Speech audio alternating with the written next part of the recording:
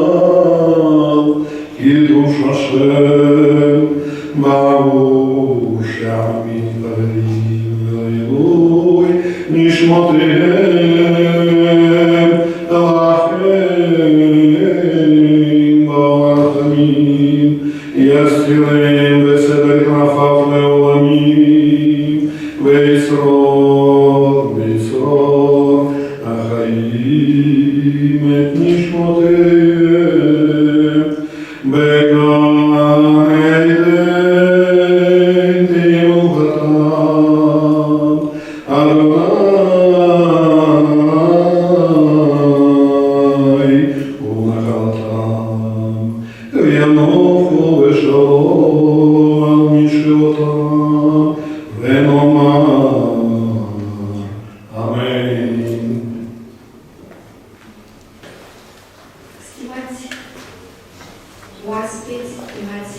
Excelențele voastre ambasadori ai Statului Israel, reprezentanții ai ambasadei Germaniei, reprezentantul ambasadei Japoniei, ambasadorul Japoniei, vă salutăm în cadrul instituției Biblioteca Națională la comemorarea acestui eveniment. Inaugurăm această expoziție de comemorare a diplomaților japonezi și din țările de jos, care au contribuit la salvarea evreilor din perioada Holocaustului. Este un eveniment pe care îl organizăm în parteneriat cu Muzeul Evreilor din Moldova. A fost o inițiativă de colaborare pe care o avem de mai mulți ani. Contribuim acum și continuăm, sperăm și în viitor, vom contribui la comemorarea victimilor și vom încerca să aducem tineri generații tuturor cetățenilor și utilizatorilor bibliotecii aceste evenimente pentru a cunoaște aceste fapte care s-au petrecut în istoria civilizației noastre. Îl invităm cu un salut și un cuvânt pe excelența sa ambasador al Israelului, Eroismului. Distinguished host of the event, representatives of the National Library in Agudat Israel, Excellencies of the Diplomatic Corps, honored Vice Mayor Chisinau, esteemed guests, ladies and gentlemen. I would like at the outset to express appreciation to Agudat Israel Moldova and to the Museum of History of Jews in Moldova for initiating today's event, the opening of the exhibition Umanism Without Borders on Holocaust and Heroism Remembrance Day. Likewise, I would like to thank the National Library of the Republic of Moldova for hosting it. This exhibition portrays humanity at its best. During history, darkest hour, brave women and men, known as the righteous among the nations, stood up against evil, risking their own lives and their careers in order to save the life of others. By so doing, they became a beacon of light in the obscurity which prevailed all around them. Likewise, there are 79 Moldovan righteous among the nations, brave souls who decided to go out of their way, risking their own lives to save the lives of Jews. Such were also Yune Sugihara from Japan and Jan Zlatendish from the Netherlands, to whose actions this exhibition is dedicated. Indeed, their selfless deeds saved the lives of thousands of Jews. In Hebrew, there's a famous saying, "He who saves one life saves the entire world." They and all other righteous among the nations are the unsung heroes of the Second World War. Today, we must remind ourselves that the Holocaust did not happen in a vacuum, nor overnight. It was preceded by a process involving the demonization of the Jews. The Holocaust was the culmination of generations led by anti-Semitic narrative, which nourished hatred and marginalization of the Jews. Unfortunately, today, yet again, we also bear witness to the rise of anti-Semitism globally. And on this day particularly, it is our duty to reflect on how to address these dire threats so that history does not repeat itself. Education is the key word in the fight against anti-Semitism, in order to make sure that hatred and indifference never prevail, and in order to secure a more tolerant world. It is our responsibility to highlight the lessons from the past to the present and to the future generations. The global community needs to stand united in the fight against anti-Semitism in all its forms. We are all urged to explore effective strategies for confronting this dangerous and deep-seated prejudice that undermines the values of equality and human dignity. May the memories of our sisters and brothers murdered in the Holocaust be blessed and engraved upon the heart of all humanity for eternity. Am Israel Chai.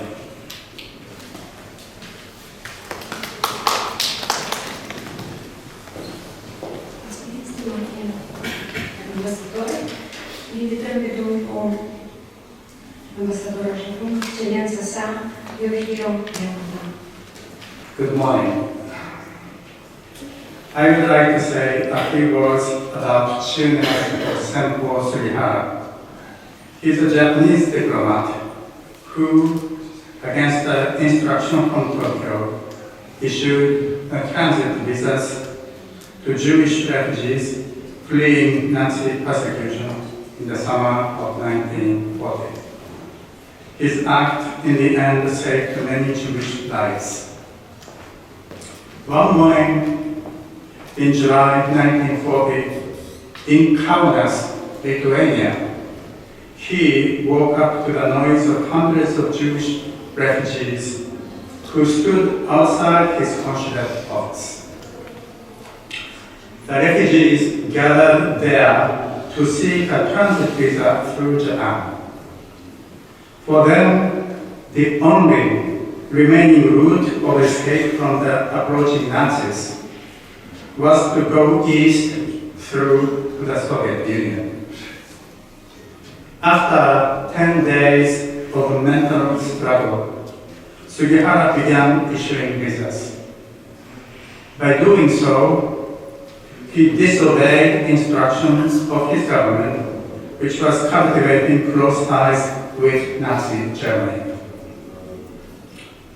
The Soviet Union had just occupied Lithuania in June that year. Both the Soviet and Japanese governments were demanding the closure of the consulate in Kaunas.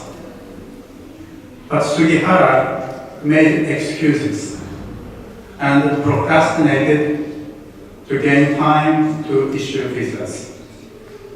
He did so day and night until he could no longer delay his departure on September the 5th. As we can imagine, Sugihara overcame formidable agony before deciding to issue visas by his own decision. Disobeying a governmental order invites an enormous risk. He could have shut his eyes to the refugees, choosing to work as instructed, but he did not take that path. The Dutch diplomat Jan Zwartendijk had issued visas to final destination, which was a small Dutch island in the Caribbean. Shunai Sugihara issued transit visas for journey through Japan. Around 2,000 Jews with these visas managed to make the journey to Japan and survive the war. Neither the Dutch nor the Japanese diplomat spoke openly about their acts after the war. And after the war, Sugihara was discharged from the foreign ministry. He died in 1986. Ladies and gentlemen, this year marks the 80th anniversary of the liberation of Auschwitz concentration camp and the end of the World War II. It is a time to reflect. Sugihara's story makes us wonder what we will do in a difficult situation where we have to choose between what is easy and safe on the one hand and what is right but risky on the other. Japan today supports and defends basic human rights after the World War II, we have a democratic political system with checks and balance. We learn the importance of this as history's lesson. We remain aware of Japan's wartime atrocities. Remembering the past is a necessary but painful exercise. The fact we had courageous and conscientious people as well, like Sugihara, gives us hope and consolation. Today, in Ukraine, Gaza, Sudan, and elsewhere, innocent people are dying, homes are being destroyed, and refugees are fleeing. These days, drones and artificial intelligence are making wars look like video games for those who give orders to kill. And yet today, we hear stories about people like Svartenberg and Sugihara, their humanitarian acts as well as agonies. Perhaps there is a Sugihara in the mind of each of us who is capable of taking that vital one step forward when it matters. That is my hope. Thank you for your attention.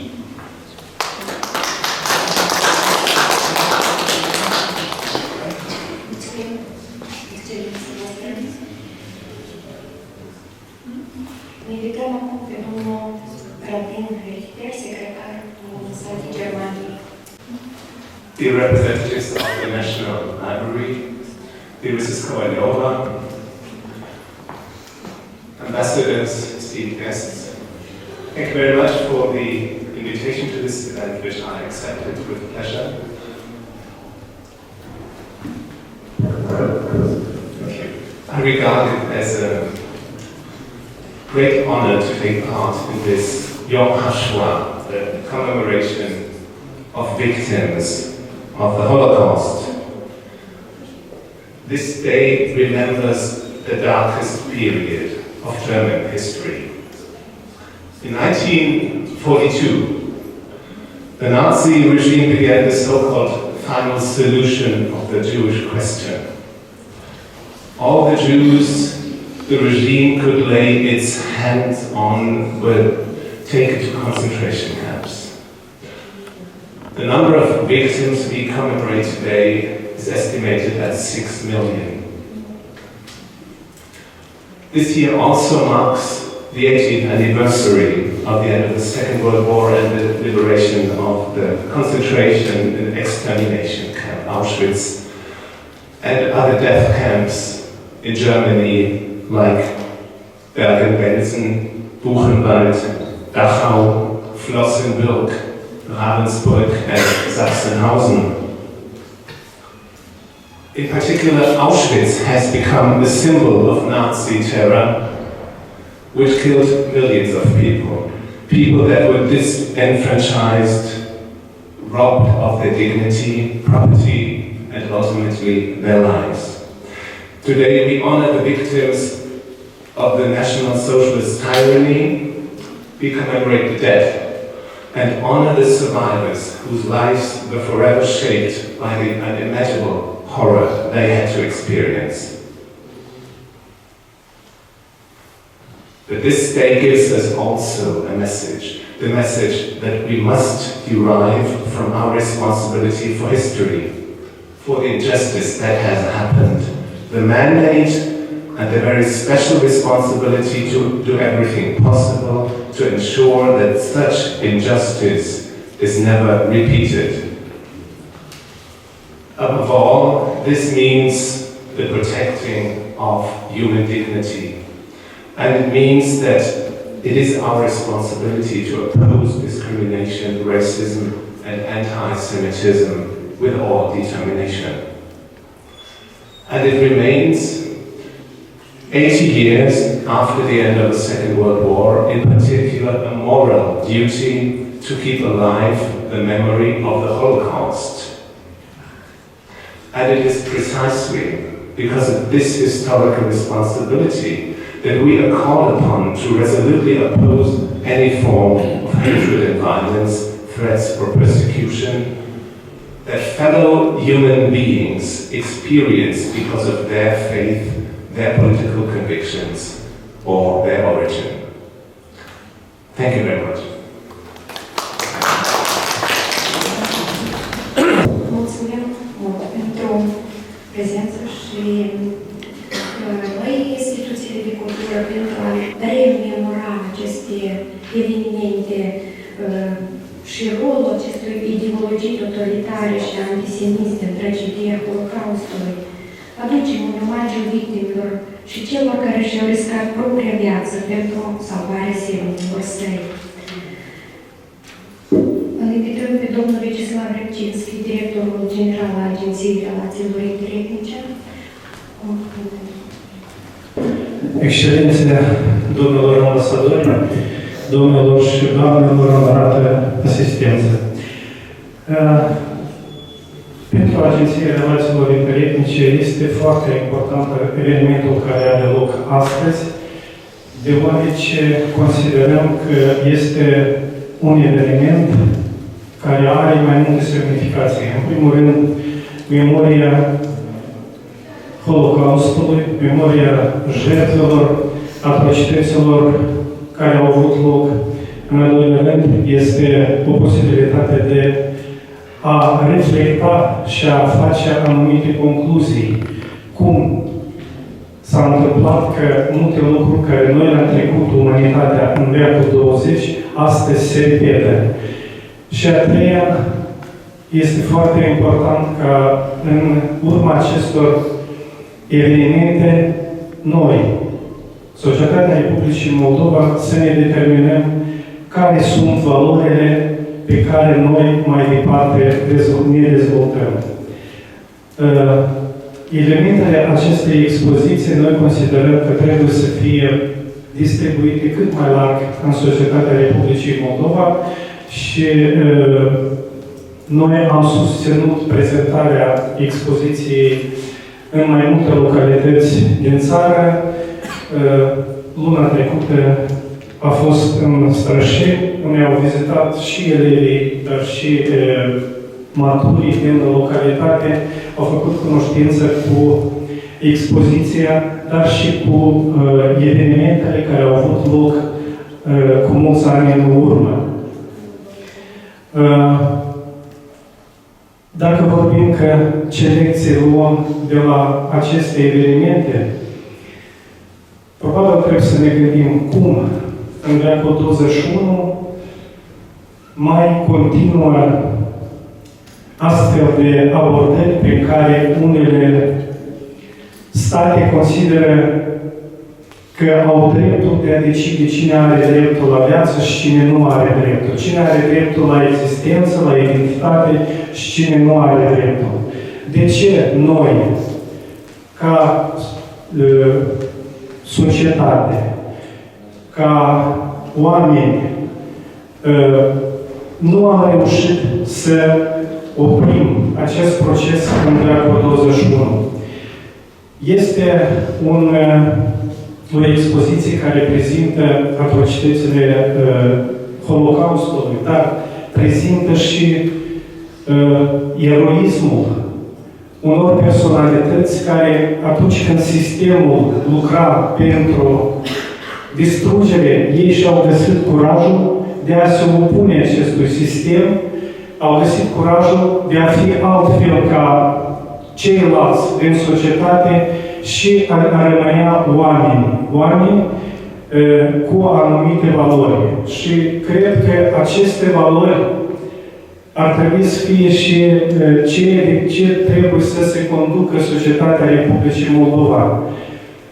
Să nu permitem ca astfel de evenimente să se întâmple, nu doar la noi, în Republica Moldova, dar în genere, în regiune și în lume. Pentru că de fiecare din noi depinde, fiecare își are posibilitatea să contribuie prin vocea sa ca astfel de evenimente să nu se întâmple. Vă mulțumim pentru lucrul depus și considerăm ceea ce am spus la început, că expoziția trebuie să fie văzută de cât mai mulți oameni din societatea Republicii Moldova. Vă mulțumesc! Aducem acest mesaj al noastră de a vedea cât mai mulți oameni în această expoziție. Noi, instituțiile de cultură, iată că ne-am luat acest angajament de a promova incluziunea, egalitatea, toleranța și respectul pentru diversitate și demnitate umană, ca principale și esențiale pentru dezvoltarea unei societăți democratice. O invitez pe doamna Monica Babu, care este directorul Institutului Cultural Român Chișinău. Vă rog, Vă mulțumesc ședințele voastre, doamnelor ambasadori ai Israelului și ai Japoniei, distinși diplomați ai ambasadei Italiei și Germaniei, doamnelor și domnilor, dragi prieteni. Este o onoare pentru Institutul Cultural Român Mihai Eminescu la Chișinău să fie partenerul acestui eveniment, un eveniment dedicat unor drepți între oameni, așa cum îi numește poporul evreu pe cei care au reușit, vorba antevorbitorului meu, să își păstreze calitățile omenești în situații extreme, când aceste acțiuni ale lor puteau să-i coste viața. Suntem mândre că, alături de organizația Agudat Israel, am reușit să contribuim cât de puțin la împărtășirea memoriei drepturilor celor drepți între oameni și prin publicarea altădată pentru un alt proiect a unor poze, a unor fotografii din perioada Holocaustului care nu au fost cunoscute publicului larg. Și astăzi, când suntem alături de dumneavoastră și atunci când îi comemorăm pe doi diplomați, japonezul Sugihara și olandezul Svatendijk, cei care au reușit, în ciuda tuturor greutăților la care au fost supuși, să salveze mii de vieți omenești ale evreilor supuși Holocaustului.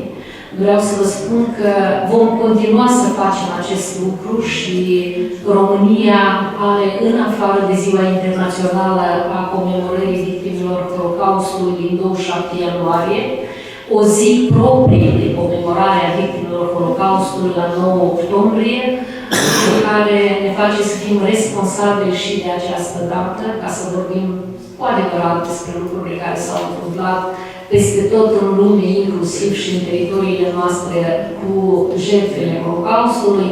Iar cel mai important lucru este ca memoria pe care o cultivăm împreună cu toții, diplomați, ambasade, instituții și autorități ale Republicii Moldova și ale României, să fie un proces continuu și să fie un bun exemplu pentru cei care vor urma după noi, ca lucrurile criminale care s-au întâmplat în perioada celui de-al doilea război mondial să nu se repete niciodată. Vă mulțumesc!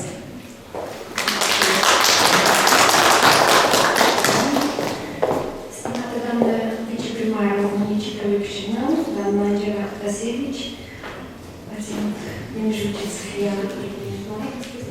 Mulțumesc mult, excelențele voastre, domnilor ambasadori, onorat public, vin și eu cu gânduri de susținere din partea primăriei municipiului Chișinău și a chișinăuienilor, adunându-ne astăzi în această expoziție Umanism, fără hotare, pentru a aduce omagiu curajului, demnității și compasiunii umane.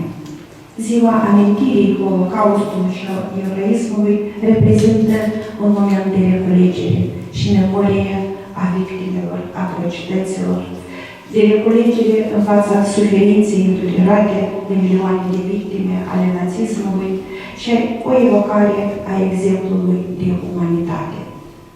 Eroii ale căror fapte sunt reflectate aici, în această expoziție, au demonstrat că un singur om înzestrat cu curaj poate salva mii de vieți. Chișinăul este un oraș cu profundă legătură istorică legată de cultura iuliască. Prin această expoziție și noi ne exprimăm recunoștința față de asemenea modele de umanitate. Prin această expoziție ne angajăm să păstrăm vie memoria a eroilor care au contribuit la salvarea miilor vieți omenești. Și cu siguranță această expoziție va fi diseminată ca fapt de prezentare a celor momente îndurerate și cu îndemn de a fi văzute, de a se pătrunde în esența mesajelor prin aceste fotografii și cu siguranță fiecare participant va putea vedea, retrăi și comemora victimele Holocaustului. Mulțumesc!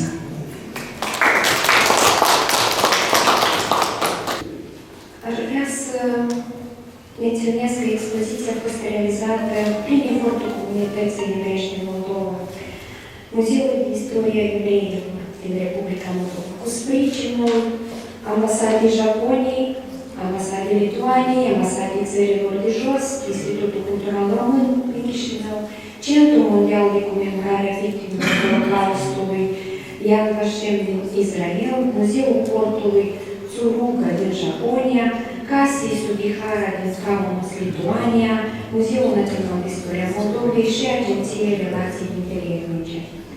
Curatorul acestei expoziții este Sofia Gugelev din Israel. O invit acum pe directorul Muzeului de Istorie Evreilor și inițiatoarea ideii organizării acestei expoziții în Biblioteca Națională, Irina Ștricuma. Mulțumesc! Onorată asistență, excelențe voastre, colegii, prietenii, partenerii, noi astăzi sărbătorim o dată foarte specială. Eu n-am greșit. Este o sărbătoare tristă, o sărbătoare foarte sărbătorită în mod foarte special, dar o sărbătoare. Este ziua comemorării victimelor Holocaustului, dar și ziua comemorării Eroismului, zilele Holocaustului, zilele Shoah.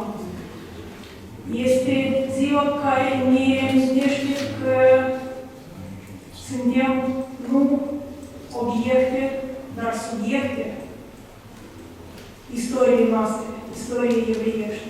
Evreii au fost uciși, evreii au fost salvați, dar evreii și s-au păstrat pe sine și ziua de astăzi, ziua revoltei din ghetoul din Varșovia, ne amintește despre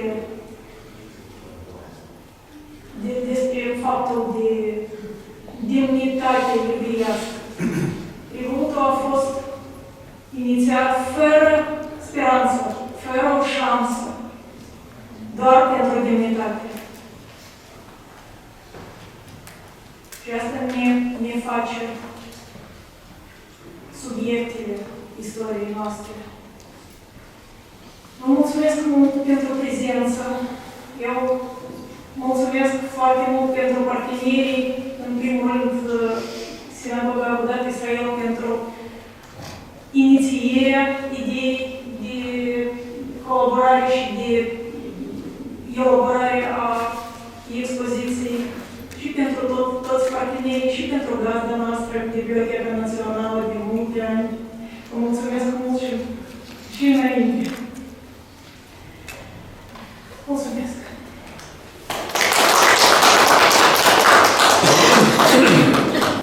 Cum am menționat anterior, noi de Biblioteca Națională, dar și suntem siguri că și alte instituții de cultură din țară vom continua să aducem publicului, vizitatorilor, tuturor oaspeților instituțiilor care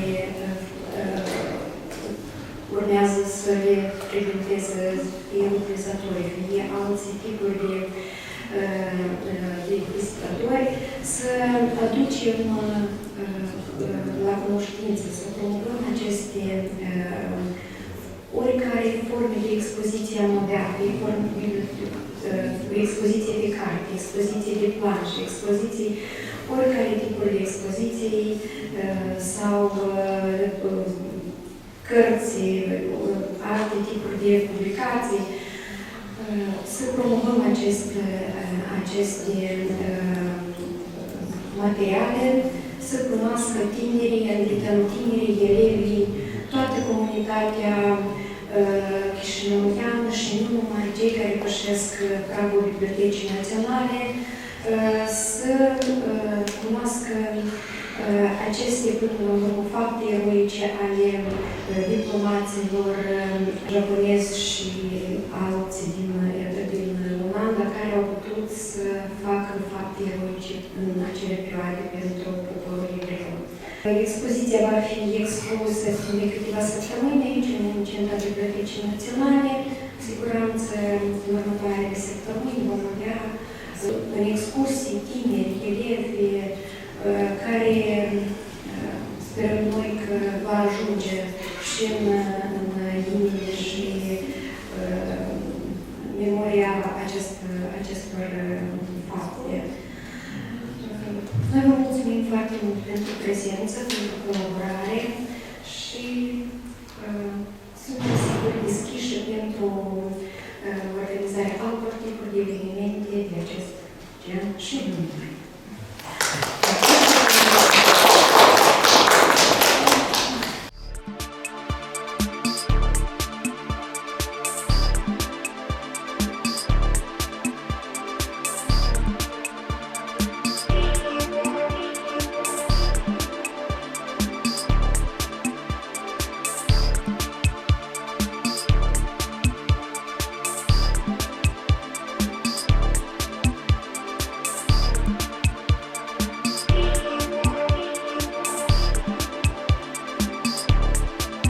It's a big blue egg.